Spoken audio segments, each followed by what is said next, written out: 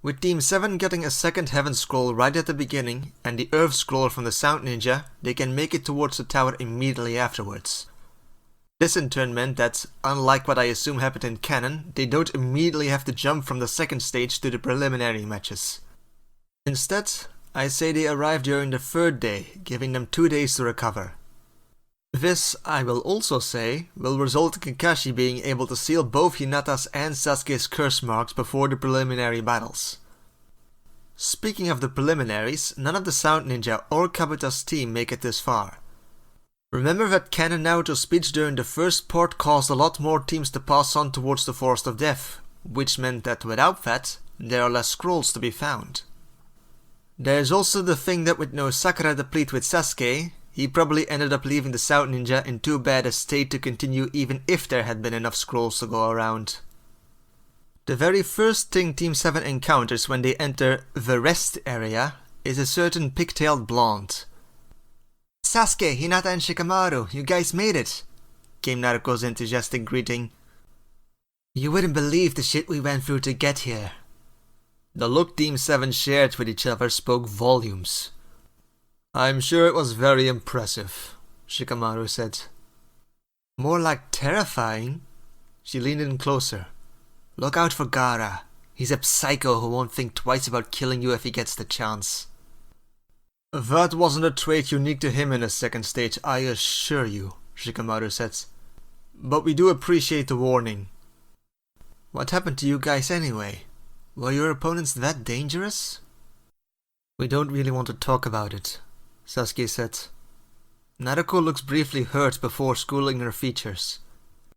"Look, I know that we're competitors and on different teams and all, but we are friends. There's no harm in pooling our knowledge. Which is why I must once again emphasize that you shouldn't try to fight Gaara if you meet him." "What about him has you so jittery?" Sasuke asked. He had no intentions of simply giving up if he encountered this person, no matter how strong he was. But he might learn something useful about his abilities from Naruko. Naruko told the whole story of what Team 10 went through in the Forest of Death, including their aerial escape and travel to the tower. "I thought I saw your team flying through the air, but I didn't believe my own eyes," Hinata said. "So what did you guys go through that my near-death experience has all of you looking so unimpressed?" "We should probably share that information with Kakashi first," Shikamaru said. "If we're allowed to tell you afterwards, we will." The allowed to tell clued Naruko in that what Team 7 had encountered might not have been part of the official exam. She was insanely curious but knew that she wasn't going to get anything more out of them. "Okay, just please stay away from the Sand Ninja for your own safety." "We will," Shikamaru promised. The next 2 days pass and like I said, the 2 curse marks get sealed. Both Sasuke and Hinata are informed of its dangers and to never use it under any circumstances. Naruko continues to warn everybody who is and isn't willing to listen about Gaara, which mostly boils down to Team 8 when they show up and some of the proctors. She is actually getting on a lot of older ninjas' nerves with her insistence that Gaara should be watched. They are aware that Gaara is likely very powerful and believe her when she claims that he kills very easily, but most assume that Naruko is simply freaking out over the first time she saw somebody getting killed. Which, to be fair, is not entirely inaccurate. The realities of shinobi life hadn't really dawned on her until that moment. All genin are called to the arena and the Hokage gives his speech, and it's another reality slap for Naruko. It all makes sense, and it's better than outright war, I guess, but this need for the villages to prove they are better than the others.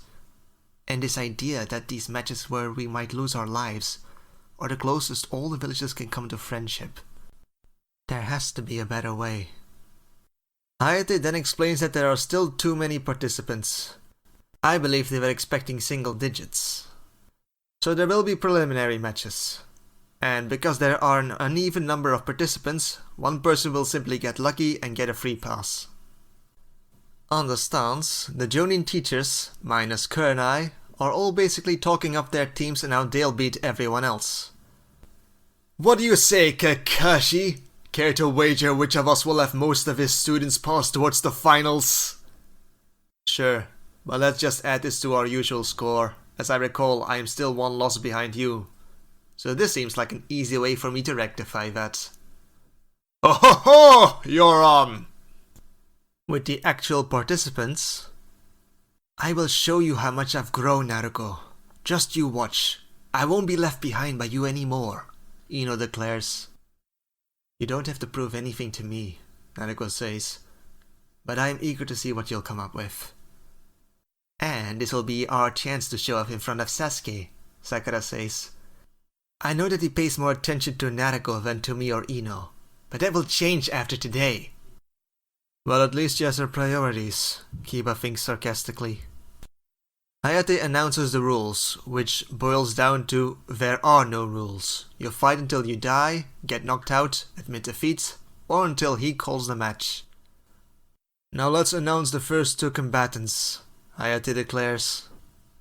The electronic announcement board read, Choji vs Tenten.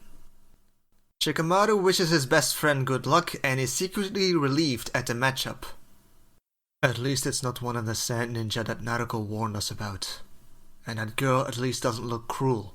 And she is from Konoha, so she probably won't do him any lasting harm. That Choji wouldn't get seriously hurt was far more important to Shikamaru than whether he could actually win or not. On the stands, Lee takes the role of Tenten's main cheerleader, while Ino is doing the same for Choji. Shikamaru is also cheering for Choji, of course, but he is simply not as enthusiastic by nature. As to the combatants themselves, Tenten is looking a lot more confident in her chances than Choji is. Choji isn't scared exactly, but he does know that Tenten has been a genin for longer than him. And he does know Neji and Lee by reputation. If Tenten scales to those two, he would be in big trouble. Alright rookie, let's see what you got, Tenten says and summons a pair of batons. Now, if you go by the manga, we know absolutely jack all about what Tenten is capable of. In the manga, her fight with Tamari happens entirely off-panel. All we see is the aftermath of her beaten and surrounded by weapons. The anime just kind of extrapolated from there. For my part, to get an idea of what Tenten might be capable of, I looked up the moveset of Genin Tenten in the Naruto Ultimate Ninja Storm games, and that will be how I assume she fights. Same with Choji, and even in those games, Choji's moves just feel kinda slow. He's probably stronger than Tenten and hits a lot harder, but I definitely see Tenten as faster. And the thing with weapons is that they are force multipliers. I don't mean that literally, like they give you a 3 times power up, but with a weapon, even a blunt one, you can create pressures that are much stronger than what you can normally achieve barehanded. So that kind of reduces the strength advantage that Choji has. So the initial melee clash with Tenten and Choji is just them kind of feeling each other out and them discovering what I have just told you. It soon becomes apparent to Choji that he has little chance of winning without resorting to his clan's expansion jutsus. I also imagine the human boulder to give Choji a bit of a speed boost while he uses it, though we do know that Dosu was able to dodge it. Tenten doesn't try to dodge though, and instead summons a large shield from her scroll that she hides behind and supports with a large staff. Kind of like a makeshift jumping platform. She places the shield at an angle so that Choji just kind of flies over the shield and crashes into the wall behind her.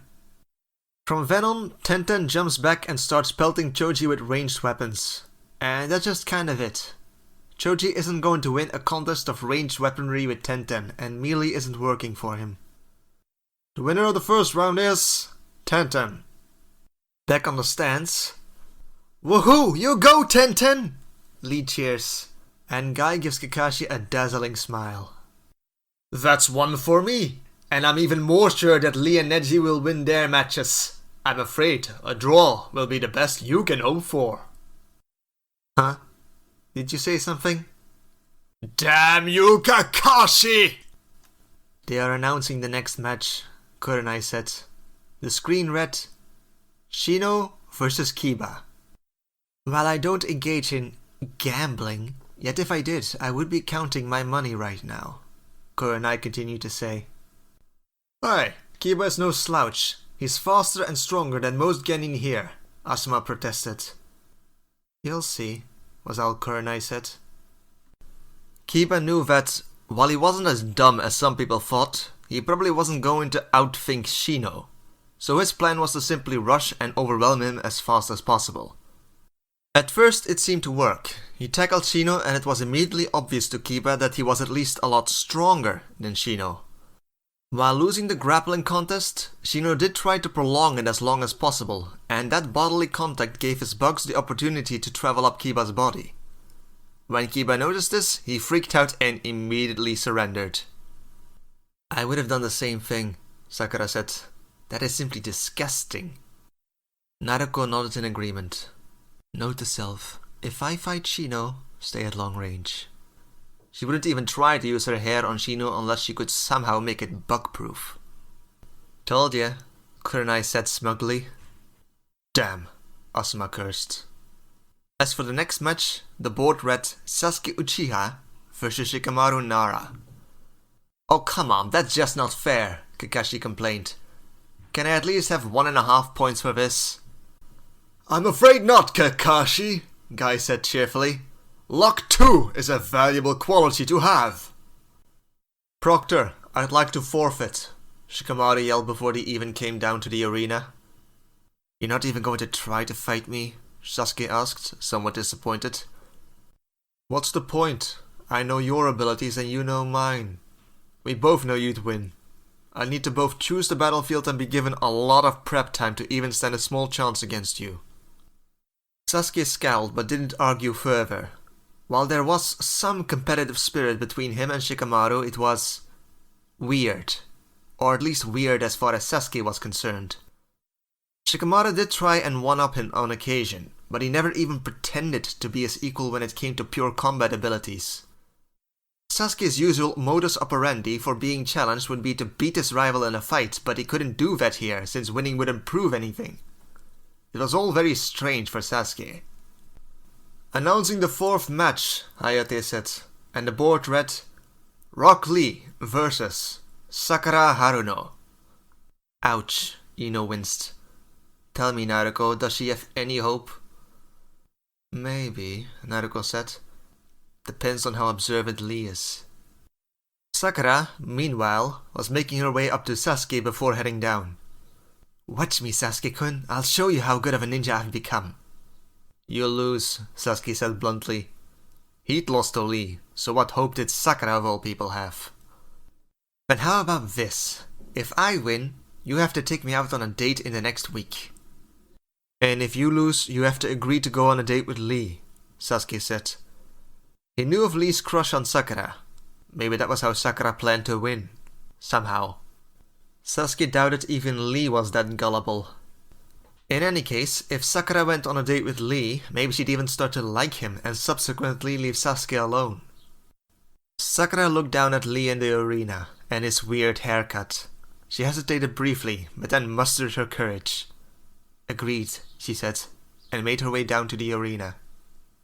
"Yosh! This is now a battle for love!" Lee said. "With this battle, I shall prove to you how worthy I am." Sakura smiled nervously as Guy, another weird one, started to cheer on his student. She'd better not lose this one. Hayate counted down until the match started, and Sakura opened by throwing down a large smoke bomb. Fearing it might be laced with some kind of poison, Lee jumped back. From the smoke, 4 copies of Sakura charged at him. This looked like a textbook use of the Academy clone jutsu. Make illusionary copies of yourself, attack from different angles with your clones, and hope your opponent is confused enough to allow you to land a hit. And that you're lucky enough that he doesn't attack the real you. "That won't work, Sakura-chan!" Lee jumped upside down, standing on his hands, and yelled, "Leave Whirlwind!" And he spun his legs in a 360 degrees wide kick, hitting and dispelling both the illusionary clones and the real Sakura, who was sent flying with a painful yell. She groaned on the floor and didn't rise again. "I am truly sorry, Sakura, but you still need to train more to be able to fight me." Lee looked towards Hayate, who raised his hands. "The winner is..." He paused for a couple of seconds before lowering his hands. "Sakura Haruno." "What?" Lee yelled, and then the air in front of him shimmered and Sakura stood before him, holding a kunai to his throat. "How?" The clones, Neji said from the stands. The real one was never among them, and the moment he hit one of them he was under a genjutsu, letting him believe he did hit a real one. The smokescreen was probably to hide the fact that the hand signs he used didn't correspond to the regular clone jutsu. I can't believe Lee lost to that girl, Tenten said. Down in the arena, Sakura was jumping for joy. I won! I actually won! I never doubted you for a moment! Naruto yelled down at her. Lee focuses all his efforts on taijutsu, Neji continued to say, and he has never spent any time learning to defend himself from genjutsu. Normally that wasn't that big of a problem for him, since when he was part of a team, they could cover for that weakness. In a solo match, however, well, the results were plain to see. There are downsides to specializing in one thing to the exclusion of all else, Neji continued to say. If he'd been more observant, he would have seen that none of those clones were real. As they weren't solid, they didn't cast a shadow. Even someone without a special dojutsu should have been able to spot the deception. I guess this was just a bad matchup for Lee, Tenten said sadly. I can't believe Sakura actually won, Sasuke said, wide-eyed. And then he remembered the wager he just lost. Oh no. He slammed his head down onto the stone railing in despair. Let this be a lesson to you all, Kakashi said. If your opponent can put you under a genjutsu and you don't notice it, you have lost. The difference in strength and speed between the two of you could be that of a genin to a kage, and it wouldn't matter. All the jutsus you might know, worthless. If you don't notice you're under a genjutsu, it is over. A person with a bit of a strange reaction to all of this was Ino, who was smiling at Sakura's win, but it held a bit of a forced edge. Now Sakura had won against Lee? Someone who beat both Naruto and Sasuke? Ino had accepted that Naruto had surpassed her, but now Sakura did this? She couldn't afford to lose to whomever she ended up fighting, or she'd end up being left behind by both Naruto and Sakura. Lee. Guy had come down to the arena to see his student. I am disappointed in you. Lee got down on his knees. Guy-sensei, I am sorry. None of your teachings prepared me for this. What? Guy said, and he sent Lee flying with a punch. Never blame your loss on someone else, Lee. I am sorry, Guy-sensei. But I guess it's not wholly your fault. A student's shortcomings are to be blamed on his teacher. Doesn't that contradict what he just said? Naruto thinks as he stares at the public display. No, you mustn't blame yourself, Guy-sensei. It was my fault. From now on I'll train even harder. Lee. Guy-sensei. Lee. And Guy started to cry. Guy-sensei. And then Lee was crying. And then they were hugging in the middle of the arena, and somehow there was suddenly this beach with a beautiful sunset. Kakashi-sensei, Sasuke called out. I'm trying to release this genjutsu, but nothing is working. The hell is going on? Kakashi put a sympathetic hand on Sasuke's shoulder. Some things we are all simply better off not knowing. Announcing the next match, Hayate said from the arena, after he chased away both Guy and Lee. And the electronic board read, Hyuga Hinata versus Hyuga Neji. Shit, was Kakashi's thought. The levity of the situation with Guy and Lee instantly forgotten. Neji was the second to last person he wanted Hinata to fight, losing only to Gaara. Kakashi believed he'd been making some progress in building up Hinata's self-esteem, but this could potentially undo a lot of that. The silly contest with Guy, which would be decided with this match, was the last thing on his mind. Naruto, meanwhile, was getting worried. After this, the only participants who were left were herself, Ino, and all three of the Sand Ninja. The thought of Ino fighting any of the Sand siblings made her break out in a cold sweat. Kankuro might be alright, since he did try to half-heartedly plead for Gaara not to try and kill them. He only seemed to have done so because Sakura and Naruto were pretty-looking girls, but Naruto would gladly accept that bit of sexism if it kept them all safe. Please, please, just let Gaara fight one of his own team. She then tried to banish those worries and focus on the current fight. There was nothing she could do to influence the future matches. Go Hinata, you can do it! Naruto cried, and she wasn't the only one. How pointless. Do they think their cheering can somehow change the outcome of this match? Neji thought to himself. Hayate called for the match to begin, but neither Neji nor Hinata moved to attack. Before we begin, I'd like to say something. You can't win, nor should you even. You don't make a good shinobi. Hinata stayed silent and gritted her teeth. He's always like that, as if I ever had the chance to become anything but a shinobi. Neji seemed to have read her thoughts. If you must be a shinobi, then stay a genin. You are unfit as a leader. You have no confidence in yourself, and you always agree with and feel inferior to others.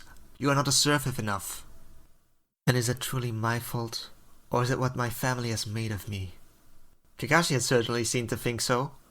Oh, he never outright said anything bad about the Hyukai directly, but he was always hinting that she shouldn't let her family get to her. You only agreed to enter this contest because you didn't want to disappoint your team. Am I wrong? No, I mean, yes, you are right, but I entered this contest to see if I could change myself, even if just a little.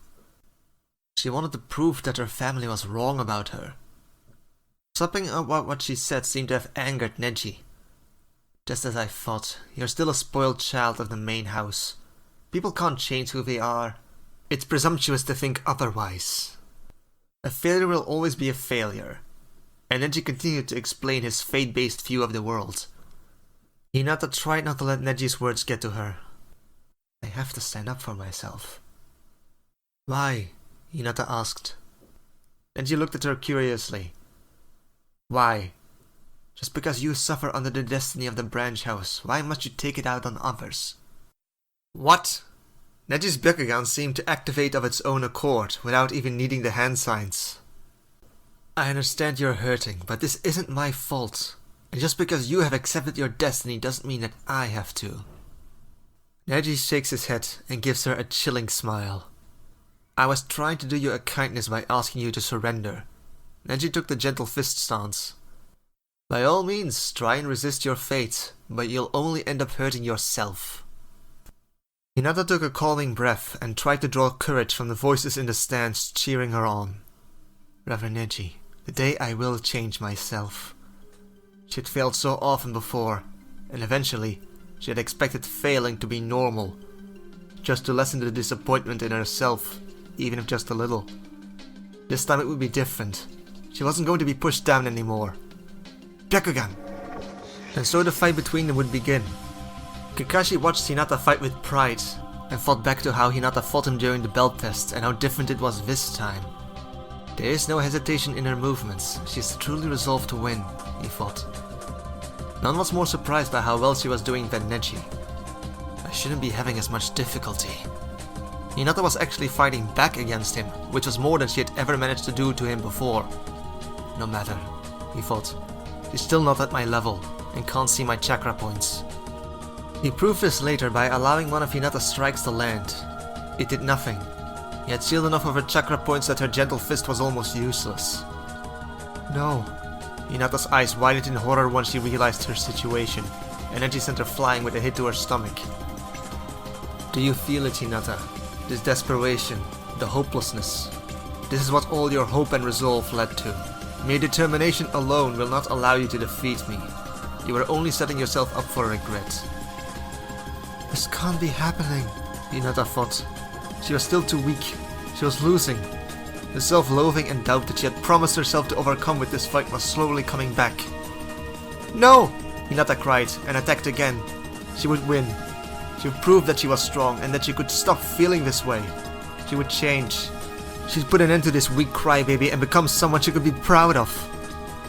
Neji didn't care one whit for her resolve though, and continued to calmly dismantle her attacks and seal her chakra points, one by one, and with each one Hinata grew ever more desperate. She felt that if she lost this fight then she would always remain the same, always continue to lose and continue to hate herself. A voice in the back of her mind seemed to whisper that she already had the power to defeat Neji, if only she was willing to use it, if only she was willing to do whatever it took. Neji again sent her crashing into the ground. You never stood a chance of winning. I hope you enjoyed your brief delusions of victory, but this is reality. Forfeit, Hinata. Hinata shakily climbed to her feet. The cheering from the stands had stopped. It wasn't that none of them wanted her to win anymore, but it had become obvious to those watching that she wasn't going to. and he didn't want to see her getting hurt any further. Kakashi was gripping the railing so tightly cracks had started to appear.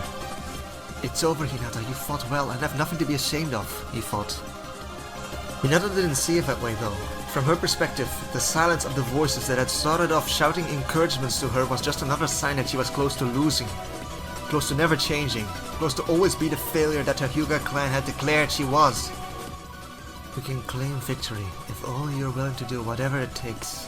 If you're willing to truly hurt him," a voice in her head seemed to whisper again. "But he's family," Hinata said to herself, not realizing that she said those words out loud. Neji narrowed his eyes. Was Hinata hoping he'd take it easy on her because they were family? Nonsense. She was from the main branch and he the side branch. The relationship between them wasn't that of family but of a servant to a master. And Hinata believed that he should feel some kind of kinship with her? "You're no family of mine." Upon hearing those words, something within Hinata just snapped. She smiled, but it held absolutely no joy. "I see." Despite her smile, a single tear rolled down her cheek. "I guess not. But Neji, I truly can't afford to lose here." Neji smirked at her. "Then by all means, try to come at me again." He readied himself. Neji had been there when Sasuke had used his curse mark and crushed the Sound Ninja. And he had also seen with his Byakugan that Hinata had that same power. Had she used that power from the beginning, Neji thought she might even have had a chance. But her body was already so beaten, he doubted she could pull off a win, even if she did use it. "Give it your best shot, Lady Hinata," he challenged. She didn't come at him though. Instead she cocked her head and asked, "Neji, do you think it's possible for someone to defy their fate?" He scoffed. "This again? For the last time, no! Whether we are born talented, weak or strong, smart or stupid, a genius or a failure, our station in life. None of these things we can control. To struggle against it is pointless and will only lead to pain." Hinata nodded. "Maybe you're right, Neji. I don't know. But if fate truly can't be changed, then this, Neji, is your fate." Hinata made a hand sign, and it was one Neji was very familiar with. His eyes widened. No, she couldn't. She wouldn't.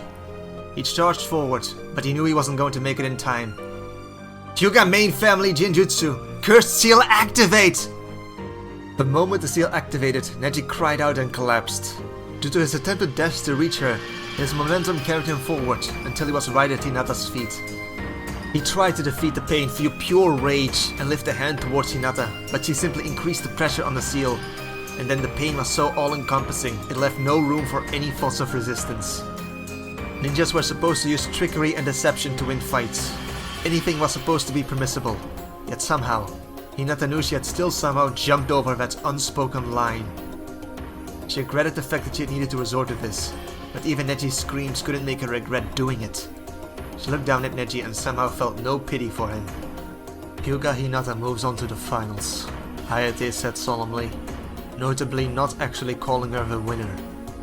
Slowly, almost reluctantly, Hinata ended the jutsu, leaving Neji a trembling mess on the ground. She didn't look up, somehow knowing she'd find several disapproving and judging eyes looking at her. Instead she glared at the ground as she made her way back to her team. There were calls from Neji's female teammate that she should be disqualified, but the rules had been very clear in that anything was allowed. "Hinata," Kakashi said, sounding hesitant. "That what you did, they won't promote you for something like this." Hinata looked up and glared at Kakashi, who looked very worried. "He deserved it. It's not Neji I'm worried about, Hinata." "Back with Team 10 and 8? Well, that pretty much beat the snot out of how I imagined it," Kiba said, and Sakura nodded and said, "I can't believe Hinata just did that." And Naruto said, "I'm not sure what that was, but I don't think anyone really won that fight." Naruto had always tried to be nice to Hinata, but right now she thought she might not know the girl at all.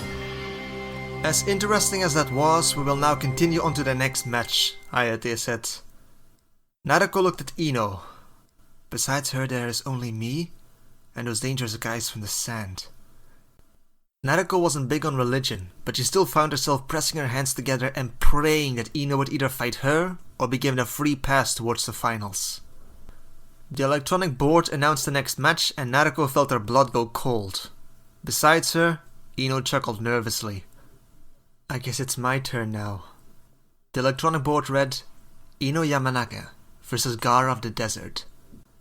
Naruto grabbed Ino by her shoulders. You have to quit! Sakura echoed her words. Quit without even trying? Ino said, incredulous. He's dangerous, Ino. Please, you have to quit.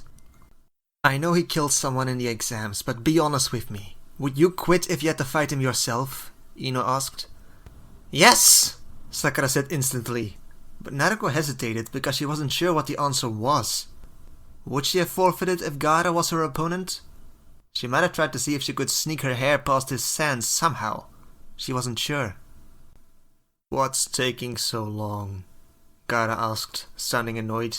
He was already down in the arena. Ino seemed to take Naruto's lack of an answer as an answer in and of itself. I know you're worried, but I won't be considered less of a Kunoichi than you. Ino gently removed Naruto's hands from her shoulder. Don't worry, I'm not suicidal. If it gets too dangerous, I'll quit, I promise. But I have to at least try. Please be safe, Naruto said to Ino's retreating back. She got a thumbs up in return. Naruto looked to Sakura, and she looked just as afraid as she felt.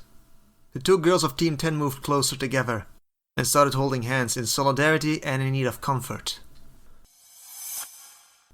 Ino recalled what Naruto had told her of Gaara's abilities, and knew that his sand could protect him from any physical attacks, but would it protect him from an invisible assault in the form of her mind transfer jutsu? He looked confident, so he might just be willing to stand still while she tried her jutsu. Hayate signaled the beginning of the match, and the cork on the gourd on Gaara's back was sent flying. Getting close is too dangerous. Ino gritted her teeth and made the sign to use the mind transfer jutsu. This would work or it wouldn't. Proctor, she said to Hayate. If this attack misses, I forfeit. He nodded his understanding. Mind transfer jutsu. Her spirit disconnected itself from her body and launched itself at Gaara. He didn't try to dodge, nor to Ino's relief did the sand block her path, and his spirit slammed into Gaara's body. All the spectators could see Gaara stumbling on his feet as if he was dizzy, and he was clutching at his head. From Ino's perspective though, she had expected to be able to see the world through Gaara's eyes, but that wasn't the case. She found herself standing in a cold desert at night under a blood-red moon. Ino instinctively hugged her body to try and stave off the cold. She shouldn't be able to feel cold in this form, yet she did. She heard small footsteps, and Ino turned around and found herself staring at the body of a child version of her opponent. This must somehow represent Gaara's psyche, Ino thought. What did it say about him that Gaara looked like a small child in here? Naruto had called him crazy and dangerous, but seeing him standing alone in this cold and empty desert, all Ino could feel for him was pity. The child looked at her and said, You shouldn't be here. This place is crowded enough as it is. Crowded? Ino thought. She had never seen a place that looked emptier or lonelier than this desert in her life. Then a rumble sounded from the ground, like an earthquake, and Ino had trouble staying on her feet. The ground next to Ino and the child Gaara exploded, and a giant demon made entirely of sand erupted. It towered over her, and blocked out the red light of the moon and the stars. It seems Mother would like your blood, Child Gaara said to her, and he gave her a demented smile. Goodbye. The sand demon roared, and Ino screamed and was sent flying. She closed her eyes, and when she opened them, she found herself back in her real body. It took a while to reorientate herself after that experience and notice Gaara's sand moving towards her. Any thought of trying to win were gone by this point. Proctor, The moment she opened her mouth, the sand reacted like a snake and shot forward, a part of it splitting off to cover her mouth. Within less than a second, the sand had already covered most of her body. Hayate didn't need Ino to tell him the match was over. The winner is Gaara.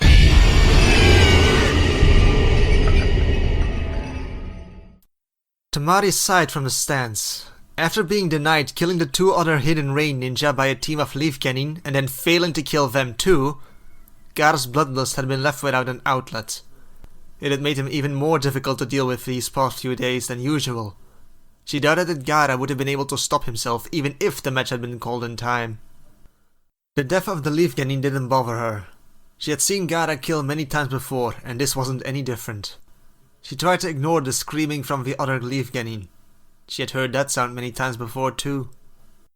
The next match was delayed so that the remains of the deceased Leaf Genin could be removed from the field. There honestly wasn't much left to remove. Gaara didn't leave his opponents recognizable as human corpses, and he'd yet to make an effort to clean up the blood that had been sprayed so far it reached from one end of the arena to the other. Tamari really hoped she wouldn't need to wait for someone to mop that up. All this time, the screaming and crying from the other Leaf Genin hadn't stopped.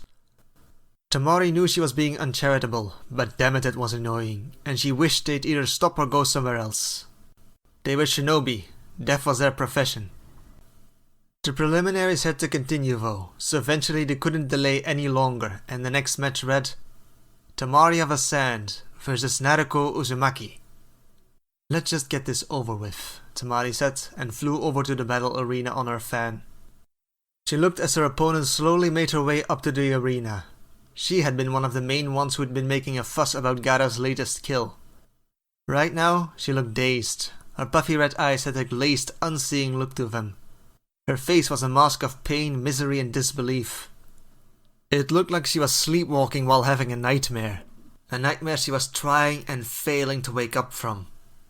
Even Tamari couldn't help but feel sorry for her. It was obvious Uzumaki was in absolutely no state to fight anyone right now. She had heard calls from both her sensei as well as her teammates for her to surrender, but Uzumaki had ignored all this and just made her way over to the arena without a word. Tamari was also a little disappointed at her opponent's fragile mental state.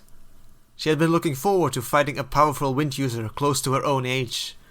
As it was, she tried to end this quickly so the girl could go mourn in peace. When the match started, Tamari immediately opened her fan and sent her opponent flying against the wall. Even though her body was sent flying, her glassy dazed look told Tamari that the girl's mind was still clearly not with the fight. Naruto had slammed against the wall, right against a spot that was rich in the blood of the deceased Leaf Genin.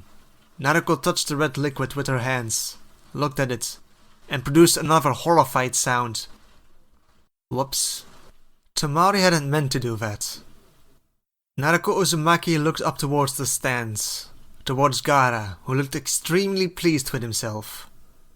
Naruto screamed again, but it slowly morphed itself into a roar that was so strong it buffeted Tamari, and those on the stands watching, and even a few cracks started to appear on the stone surroundings. Tamari felt a chill run down her spine, and her eyes instantly tried to focus on Gaara. This kind of bloodlust and malice that hung in the air was something she instantly associated with him, yet he simply looked surprised. Tamari! Her Jonin sensei, Baki, called to her. You have to forfeit! What? Tamari looked at Naruto Uzumaki. Her whisker marks had become more pronounced, and her eyes had become glowing red with demon-like slits in them. The girl disappeared from Tamari's vision, and in the next moment she was sent flying, feeling as if she had just been hit by a flying boulder. When Tamari came to a stop, she saw the Uzumaki girl moving towards her. On instinct, Tamari tried to jump away, but when she was high up in the air, Tamari felt the girl's hair wrap around one of her feet and slam her back into the ground. It was all Tamari could do to cushion the back of her head with her arms. If she hadn't, she would have probably died then and there from her skull splitting open on the stone floor. Her arms were useless now though, and she felt like she had broken bones in several other places. Tamari lifted her head with difficulty and saw Naruto Uzumaki stalking closer towards her with murder in her red eyes. Tamari tried to wheeze out the words of surrender, but it was no use. The fall had knocked all the breath out of her. From the stands, Baki surrendered on her behalf, and that seemed to be enough for the proctor, and the match was called. Naruto Uzumaki didn't seem to care though, as she continued her pace towards the downed and now helpless Tamari. Baki jumped between them, and several Leaf Jonin jumped down to try and calm down what Tamari now realized was the Leaf's equivalent to Gaara. The match is over, you have to calm down, the girl sensei said. Naruto looked at him, and Asuma Sarutobi feared she might attack him. If you continue, you'll be disqualified at best. The girl didn't look impressed by that argument. If you get disqualified, you won't get a chance to fight Gaara, Asuma tried desperately. That did seem to get through to her. She looked at Gaara, who was looking at her with undisguised fascination. Slowly, the feeling of bloodlust and malice dimmed, though it didn't entirely go away. It simply lost its unnatural, inhuman quality, to be replaced by the simple feeling that existed when two shinobi who were looking forward to killing each other existed in the same room. A couple of medic ninja came to take Temari away, but Baki refused and sent them away. She wouldn't be treated by Leaf Ninja, but by her own team and whatever other medically trained Sand Ninja that had come with them to the Chunin exams. Temari, on her own insistence, stayed long enough for the next matches to be announced. First match, Hinata Hyuga vs Sakura Haruno. Second match, Shino Aburame vs Kankuro. Third match, Tenten vs Sasuke Uchiha. Fourth match, Gaara of the Desert vs Naruto Uzumaki. Just about everyone seemed nervous about the two demon children being pitted against each other in the first round of the finals. Everyone except Gaara and Naruto themselves. Both of them wouldn't want it any other way. And that's where we're going to leave things for now. Nikes out.